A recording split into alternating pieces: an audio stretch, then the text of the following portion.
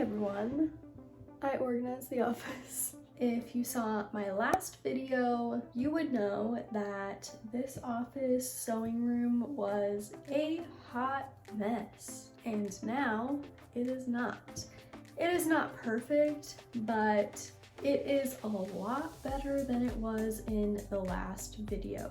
When you walk into this room, you see this gigantic desk. One of our friends did not want this desk, and we claimed it back when we lived in our apartment. And as I said before, it is massive. Comfortably fits not one, not two, but 3 monitors. It also fits my sewing machine and my sewing tool box and my thread.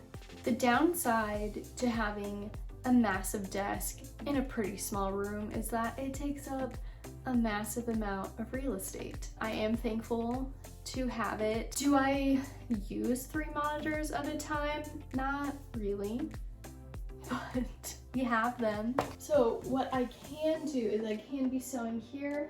I have Hulu on here. I have memorized different measurements for my reusable gift bags, but there are some measurements that I just can't remember. So I can have those up here, or I can have I can have my inventory list over here. When I get something done, I can just add it on. So what kind of sewing machine do I have? In December 2021, I started making fabric gift bags. And about that time is when I decided that I wanted to start making them and selling them. And I had very thick interfacing that my mom's sewing machine that I was using just would not go through. About the same time, so in January of 2022, my grandma sadly passed away, and she had this sewing machine. It is a Janome New Home, and I was just having better luck with this sewing machine, and it did seem special because it was her sewing machine. I would recommend this machine. I really haven't had issues with it, which is great. It does have 50 different thread settings, and I use just one of them to make bags, but it exists if I was wanting to do that. I really like it. I got this from Hunt and Gather, which is a vintage shop, and I think that is just legitimately a toolbox. What's inside? Everyone wants to know what's inside. This is what is inside. These are the labels that I use inside of my bags. I got these from Zazzle, but I guess it's via Oliver's Labels. It's kind of like one of those tags that's on the fabric. Basically, if you get a t-shirt or something, I think of Hanes. So you peel one of these off, you put it down on your fabric, you put this little sheet of paper over it, and then you basically just iron it for 20 seconds, and then you're done. Technically, I think it says it's washable. Yeah, wash and dry garment without fabric softener, but my bags are not supposed to be washed, so please don't do that. But they're pretty cost effective, and it just makes it feel a little fancier to me, and people could find my gift bags later if they couldn't remember who they got them from or if they were gifted a bag. So I have those in there. I have a little piece of interfacing that I use just when I switch my bobbin and thread, just to get it started. Lint roller, very important. Okay, this is not a snack. I'll talk more about this in my scrap video that I want to make soon, but this is literally just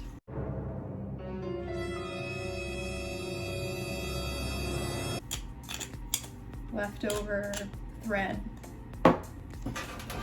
Okay, little tape measure, seam ripper that I don't like using. You gotta do what you gotta do. Fabric scissors. Now I know everyone talks about the fabric scissors. These are the Westcott fabric scissors, and you can probably get these at Walmart. I don't know, but they do the trick. And then I have a little magnetic pin holder. My mom got me these little tiny scissors that I just use to snip off all the little threads as I go along. I don't remember what I was doing with this. Oh. These are dryer sheets. So if you have your iron on, I think the lowest heat setting, and you rub a little dryer sheet on it, it gets off some of the residue. I found that somewhere on the internet, so thanks. And then I use this typically if I have fabric that has like gold foil on it or something. So you put this over it and you iron on top of it. And sometimes my iron gets so hot that I just poke holes in it, and I really don't know how to avoid that. So if you do, please let me know. And then these are called Wonder Clips. This was a new box that I got, but it's kind of cool that they made it look kind of vintagey, and I do think that it pairs well with this toolbox. I realized pretty early on making these gift bags that I really needed these, especially with that thicker interfacing. You just, if you don't know, instead of putting like a pin through fabric to hold it together, you do that to hold it together, and then you don't get like holes in your fabric, and for things that are thicker, like it doesn't warp your fabric. Okay, and that's that. Moving right along, I have this thread organizer. I got it for Christmas, and I was super excited about it because obviously it holds a lot of thread. But then I also got these for Christmas. It's so that you can just hold your bobbins right on the thread. And what I was really upset about was this is what they look like. So if you were to push these together and then push it in there, because these are little sticks, these bobbin holders can only go in that far. So I was really upset because I felt like, oh no, I can't use these together. But then I just punched through the paper, and hey, it works. Moving on. Next up, we have this gigantic basket. I do work full-time during the day, and they were giving this away, and I snapped it right up. But I can go through what all is happening up here. So over here, I just have bags that I had started making during Christmas that I just didn't finish. So sometimes I have things that are in like various stages of being worked on. I need to figure out where to put my actual products, but this is an example, and these are those labels that I was talking about before. And then I also got these on Amazon. The idea is that when I do pre-orders, I take all of their fabric and put it in here. For example, I saved this fabric for myself. We got Evergreen Santa and we got reindeer. So I put it in here so I remember, like, eventually make bags. But anyway, this order has 3 bags in it, and I have done 2 bags. So not all of the bags fit in here, but my mini bag and my small bag fit in here. These are not going well. Got those 2 done. And then I've also been making fabric ribbon, and I also got that done. So I just put all of these in here. I need to make a medium bag, which is my largest size right now. I do have one of those here, like for size example. And since it won't fit the opposite direction, I just put it in here and just leave it open. There I go.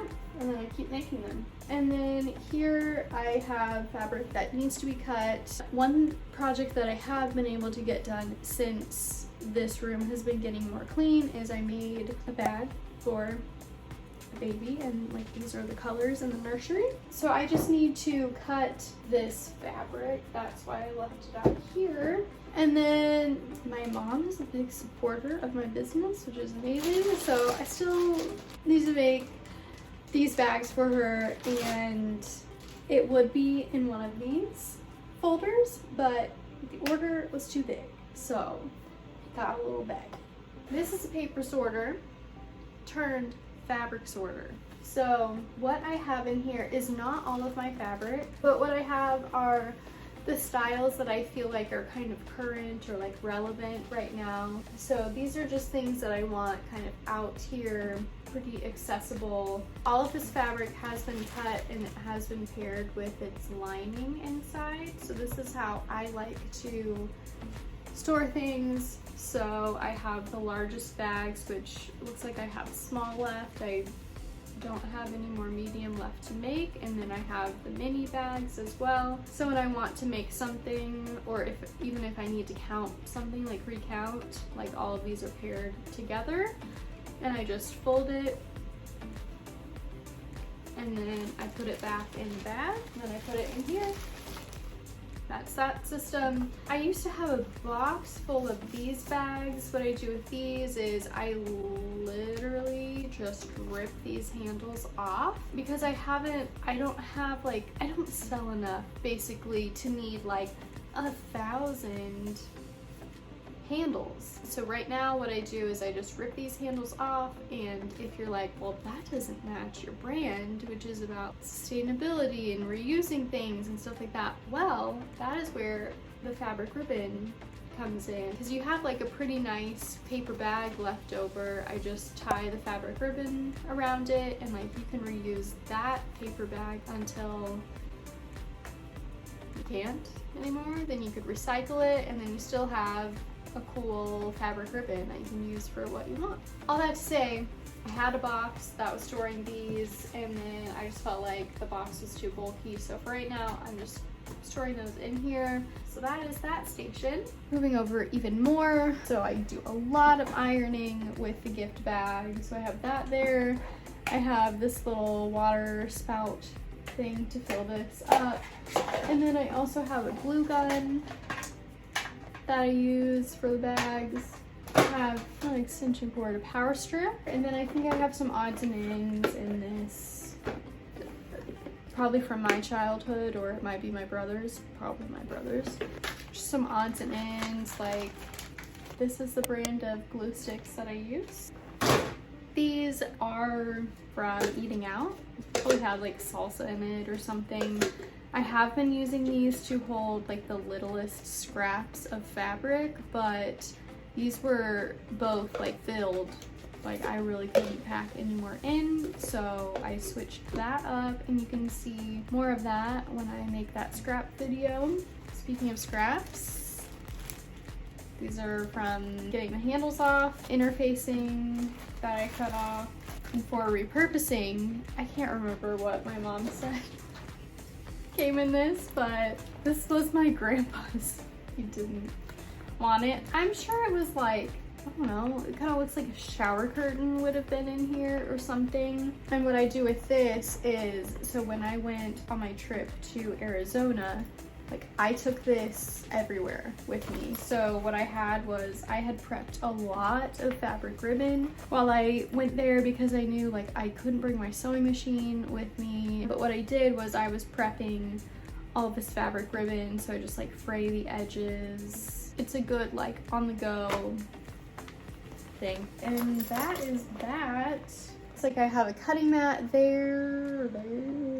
You can see it, it's gray. I also have some cardboard, which I referenced in my last video, but I did pare down the cardboard. This is what I referred to as the corridor in my last video. So right now it's holding the soft box lining. Yeah, it's kind of in the way. Maybe I'll eventually store them in the basement. I don't know. I don't know that anything is like too exciting in here. I feel like I kind of shared what I was doing with these earlier. Now we get to my favorite part that looks like, oh wow, we did organizing. Okay, I don't know if you can see everything. Up there, I have like the oldest interfacing. I have like another ring light. This is for my scrap video that I want to make. And then this, I do really need to do something with this. Okay, so right now this is just yarn. And then I also have ribbon. So that year I started making these bags, I bought a ton of ribbon on sale because I was like making fabric gift wrap. It was like wrap. Now I just have ribbon that I just didn't even use last year because I was making bags. Well, remember what's in here. So this is like extra stuff in here. All the fabric. We have more fabric ribbon. Kind of trying to figure out like where I'm putting all of the finished products because you've seen like barely anything. Okay, I moved my packing supplies here. These are like old bags that people gave me that like I could make patterns out of or something like that. This is just a bag of baggies that I do use. We have 3 ironing boards. Or at least this one. Then I have a folder that I take with me to markets and Moo wants to come in. Can't really see it, but this is what I'm going to use for that scrap video. More scraps, things that I need to use for markets, which we'll cover in another video as well. I have my Christmas fabric that, you know, is kind of like out of season right now. And then I have more scraps down on the floor. I just feel like you open it up and it's like, oh wow, an organized closet. Whoa! Okay, well, Moo wants attention, so I need to give him attention, but you know, I know that this room is a work in progress. I want to do like maybe some shelves on the wall because I've got a lot of space. It'd be cool if I had like pegs where I could keep all of the gift bags that have been made. I don't know, but thanks for watching. Bye.